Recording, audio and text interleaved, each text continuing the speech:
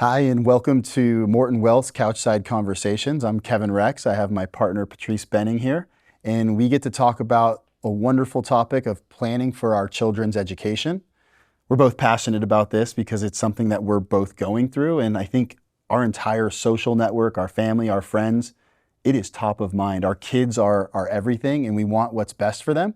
And so it's always something that it is, are we doing what we can? Are we giving them every opportunity possible? And Patrice is the guru here at Morton Wealth when it comes to all things college planning, all things education planning. And so I'm excited to be talking to you about this. Definitely. I think there's graduation buzz in the air. As we've seen in the news, our friends are celebrating around us. And I think that even for me personally, as my oldest is wrapping up high school in a couple of weeks, it really makes you take a step back and think, have I done everything right? Have I supported my child in all the right ways? Did I give them the right resources they needed to thrive? And I think a lot of times we've had conversations around how important it is to have a healthy journey towards that destination, but more so is that not to get wrapped up in what the rest of the world thinks we should do versus what they truly should be doing. So kind of really thinking about our personal journeys. Obviously, I came from Romania. I did go to college here, but it was a very, 25 plus years ago, it was a whole different landscape what that looked like. And then for you, you were born and raised here, so you went to college, but maybe you can share a little bit of what that would look like for you, and then we can start from there. Yeah, I think if I had to wrap up my kind of educational journey, the one word I would say is overwhelming. And I think the main reason was my parents didn't go to college, and so they didn't have personal experiences. And when I started looking at what I wanted to do, it was almost more last minute. And it was kind of junior year. Everyone starts saying, well, what are you going to do for college? And it's like, oh, well, I don't know. I haven't really thought about it. And so I think if we could have started over for my own life, and what I'm trying to impart in my own family is starting early. And when I say start early, it's not, from the second you conceive, but as you start raising your children, it's understanding the type of people they are and where they want to go. There's over 6,000 colleges and universities in the United States. And so when you think of hey, where do you want to go to school? How do you even start that process? And I think it's really important to say, okay, well, who are they? What experiences do you want them to have? What experiences did they want to have? And it's in-state, out-of-state, small, large. Are there certain majors that they're interested in or certain fields that they're interested in? And I think it's really important to start playing the game of not where do you want to go, but what do you want out of that experience and what's important to you when it comes to universities. That's really actually the best way to put it. And I'll be very honest. A year ago, when my oldest entered his high school year, he literally looked at me and he said, Mom, I'm just going to go to whatever school accepts me. And I literally had a panic attack because he said, I have no idea what I want to do or study. Yeah. And to my mind, everyone, it seemed around me, all my friends, they had kids that knew what they wanted to do. And I said, I failed. How can he not know what he wants to do? Because it's almost like we are supposed to know what we want to do. But yeah. I did not know necessarily what I wanted to do when I started college. It was more of a family member saying, Patrice, you seem to be good at math. You should do finance. And I said, okay, sure, I'll do finance. But I never took the time to really, figure out if that was my passion. However, I would say even thinking now, 9 months later, he's going to go to a school that actually wants him to be as undecided as possible. It's a liberal arts college. And I'm so excited for him because he has the time to really discover what he wants to do. He is saying economics now, which puzzles me because he's never really been interested in what I do. So, but that aside, I think what the future holds is really up to them and not really what the school they're going to go to. I think that's what's really important to emphasize here. Yeah, I think you bring up a great point. I think our social circle, where we live in our community, a child's born and the parent puts a USC hat on them or a Harvard hat, and it's like, hey, my kid's going to go to this school. They're going to play professional baseball. There's so much pressure of this is what my child's going to do, and they start from such a young age. I think there's such a detriment to our children when we narrow the scope too much. There's the fear of also so broad, I don't know what I want to do, and I'm not seeking that too. But I would actually lean more towards the blank canvas. And the main reason is that you're 14, 15, 16, your son's 18, 19. There's so much maturing that's going to happen. There's so many life experiences that are going to happen. You don't know who you are. They don't know what every profession is out there. And thinking about younger children, there's professions that don't even exist, right? We're just talking about AI and how that's going to change our world. Like, to know what you want to do at a young age and say, this is what I'm doing and where I'm going, I think it really limits our children. So having a more broad scope, and that's why I always go back to, what do you want out of your educational experiences? What are the things that are important to you? Class size was a big one, especially for me, where I wanted to go to a school where I had the option to either go to a small classroom where there were 12 students and the professor was like, hey, Kevin, you didn't come to class today. What's going on? But then there was also these lecture halls of 500, 600, 800 people. The professor had no idea who I was. I could only go to office hours and talk to the TA, but I had the option to do both because that was important to me. Knowing that eliminates that 6,000 universities, might cut it in half or make it much smaller. So again, understanding who your child is, starting early on the things they care about and what, really drives them is important. And to your point, let's say you're a student athlete and you're really honing in on one particular school. And this is something that I just kind of, through reading and listening to podcasts, I've learned that a lot of kids may really get attached to a school because of the sport, but they don't really consider, I think they call it the broken leg factor or syndrome, Yeah, I've heard that if, let's say 1 month in, you have a bad injury that's going to take you out, you can't play anymore for the rest of the season. Now what? Do you still like that school? And so based on that, it's kind of really looking at the whole picture. Is it, to your point, if I'm going to be in an area that's more rural or, city, do I like the school if I have to stay on campus? If there's a snowstorm, and I'm going to be all locked in, do I want to be locked in these particular walls? So I think it goes above and beyond that, but really taking the time early on to have those exploratory conversations with the kids. And there's really, you can start as early as middle school and sharing your own personal experience of what that looked like, because there's definitely other factors that come in that I know we're going to talk about financially, and also just kind of thinking about, how to truly figure out something that aligns with your passion and the person that you are. So. Yeah, so I'll take the broken leg syndrome and apply it to a major, right? Oftentimes it's like, I want to be an architect, I want to be an engineer. And so you pick the school that's best at that. And we both know over 80% of college students change their major at least one time. And then taking that even a step further, just here at Morton, I would put our CEO and chief investment officer up against anybody.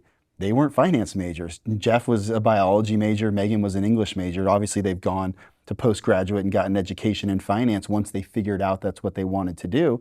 But to pick a school solely on a major that you most likely aren't going to graduate with just really limits you. So picking that school for multiple reasons, many different things that you care about, I think is really important. I'll also say something as far as not knowing is okay. So I know in our community there might be a little bit of a negative stigma around a more non-traditional path of going to school and utilizing something like a community college. Your child doesn't know what they want to do. They don't know where they want to be. Giving them a year or two to mature and figure it out without having to pay the high cost. Is that anything that you considered, or was that something that you would recommend to the people that you work with? Absolutely. And I think even to kind of understand, I would say the last couple of decades, the landscape around the college admissions process has become really dire, and it's terrifying in the sense that you have exceptional children that have a great resume, both either academically, personally. They do a lot of community service, they get, very involved with the school, they excel at what they do, and they can't get into San Diego State. And Which was a safety school back when we were applying. It's very challenging. So I think it's trying to figure out, and I think the most beautiful thing about a community college, cost aside, which is obviously a wonderful thing to have, is that they do have a pathway that if you follow the UC track, if that's something that your child wants to truly pursue, there's a way to do that, and you can do it smart. So all we have to do is kind of just remove the big flashy names out there that's like, oh, so-and-so got into Princeton, or so-and-so got into MIT or Stanford or Berkeley. It's like, that's great for them, but I have learned personally that the college admission process is really anybody's game, and it could be one thing or no thing that makes you stand out. So I would say focusing on what we can control, because once you've done everything that you can, it's truly knowing what your options are and just kind of, feeling confident and comfortable with those options. So I 100% endorse community colleges. And whether you're at Stanford or San Diego State or a community college, biology 101 is biology 101. So the curriculum doesn't really change. The education doesn't really change. I think what a lot of us focus on is, yeah, but the prestige of it, but the network. You now are tied into a network of people that are going to be successful. And that can be extremely valuable if you tap into it. But it brings to the top of the table is, if you're going to be a teacher, is the networking as important as if you're going to be an entrepreneur or you're going to go into some form of business? And that might be worth paying the higher cost versus someone that's going into a line of work that doesn't necessarily need to have relationships all over the country. So again, valuing certain parts of what a university or the school that you're going to go to brings it matters. Again, bringing it back to who your child is and the path that they want to be on. And I think it's a good reminder, just because you go to a prestigious school doesn't mean you're going to have career success. So really, there's a great book that says where you'll go is not who you'll be. So by Frank Bruni, he's a New York Times columnist. And really, I've learned a lot from that book and just kind of level set my expectations, just because it's easy for me to look around me and, look on social media and get caught up in all the stuff that's like, oh, he should have done this and he could have done better. But no, it's like, our kids end up where they need to be, and they really do. That's their journey. Yep. So we talked about starting early when it comes to figuring out who our children are, where we want them to be, where they want to be. We can't ignore the cost of college, the cost of even high school, middle school, elementary school. Like, education is expensive. And I think a lot of times we think of just the cost of the school, but it is the extracurriculars, it is the tutors, it's everything that goes into it. This is your expertise. You are the best and pro at this. What are some suggestions you would share with us on how do we financially prepare? What are the things we should be doing to be in a best position from a financial standpoint for our children's education? I started yesterday, number one. So joke aside. Make more money. Yes. Yeah. Starting early. Then I think there's a wide variety of tools and resources at our disposal that we can use. So I would say, from a planning perspective, the 529 College Savings Plan, widely available. I think one of the best tools, just because there's no limitations truly on how much you can contribute. I mean, on the broader scale of things, compared to, let's say, a Roth IRA or other custodial type of accounts. But you can be very smart. Even life insurance, I think there's some things that we can utilize. But I would say understanding.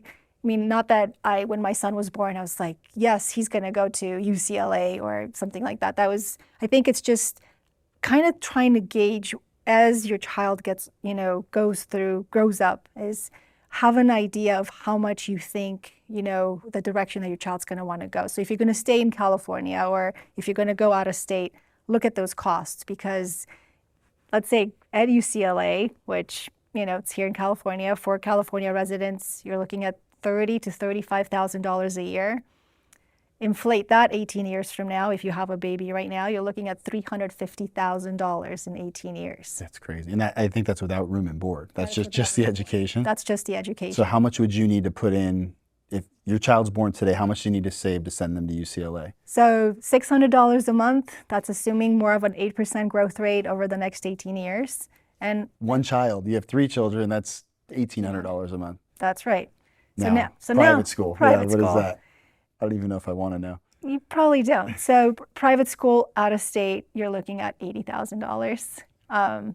Take that over 18 years and grow it with inflation. You're looking at, $800,000. We're using rough numbers. For 4 years. For 4 years. So, we're looking at $2,000 a month for you to save per kid. From the day they're born. Correct. I needed to start yesterday, and I think most of us probably needed to start yesterday. You had a fun tip for me that you were sharing earlier. Like, I waited till my children were born. We opened up a 529 so my parents and family members could contribute.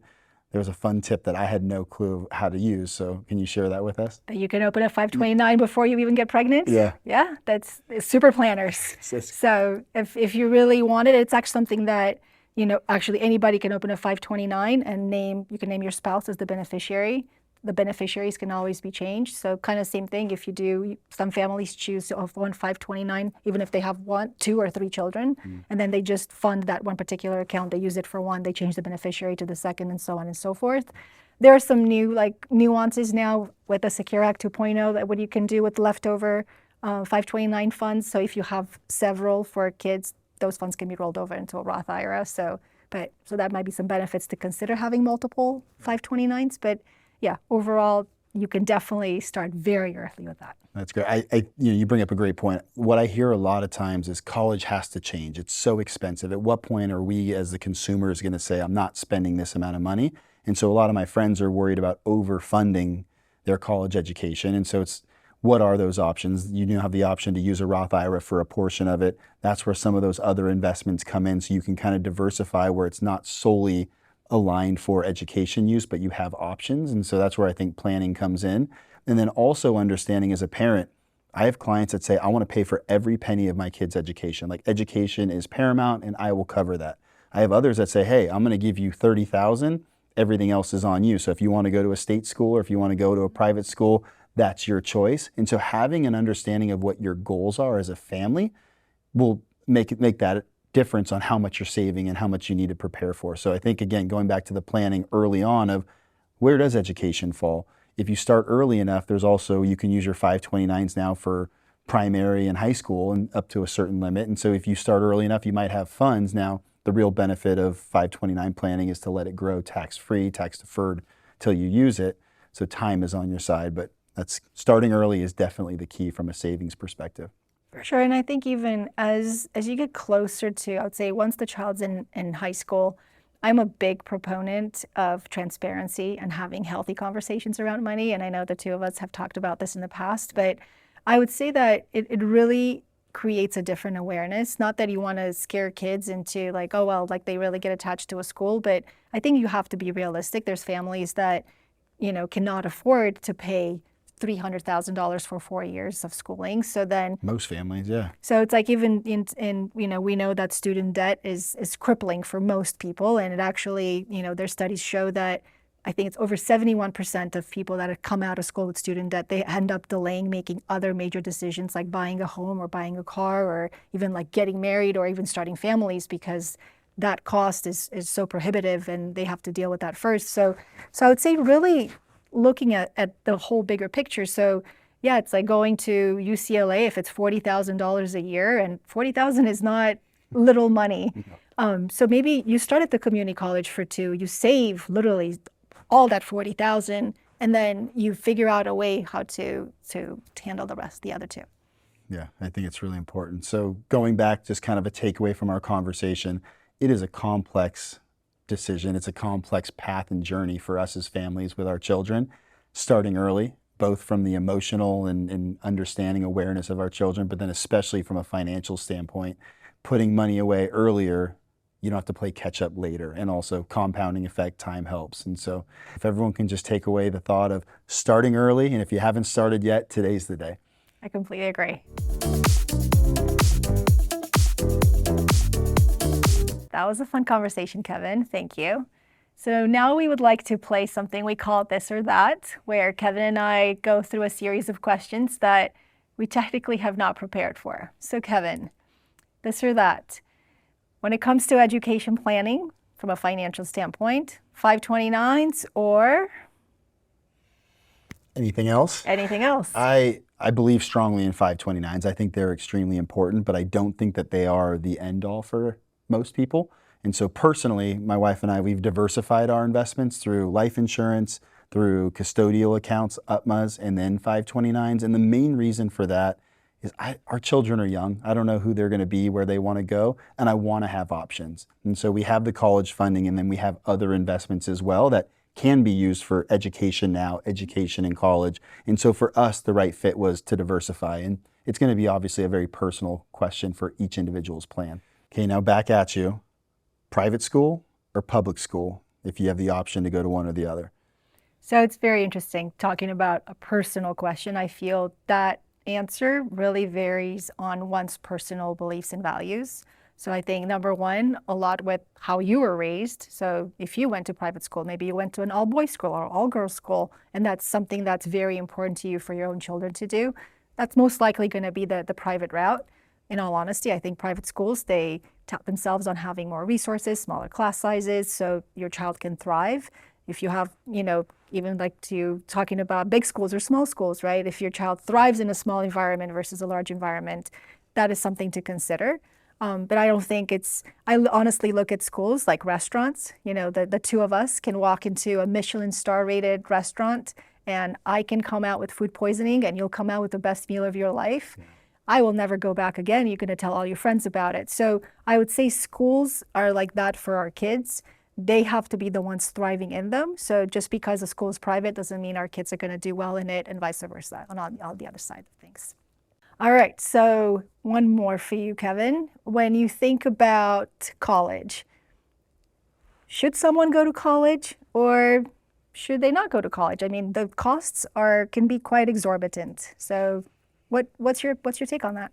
I think if you had asked me that question 10 years ago, it was my kids are going to go to college. I think that at that time, getting a college education was almost mandatory. I think the world's changed. As college has changed, as I've gotten a little bit older, obviously the costs have gone up. I don't value a college education the way that I used to. And I think a little bit of that is, why do I want my kids to go to school? One, get an education, that's important. But a lot of it is growing up. You've been under your parents' supervision for 18 years. I want them to set their own schedule and get out of bed on time to go to class. I want them to manage their finances. And I don't think college is the only way to get those experiences any longer. So a lot of these questions, it really comes down to who the child is and what's going to be best for them. But I'm definitely much more open-minded, especially when I look at going to a school and paying, what did you say, private is $900,000.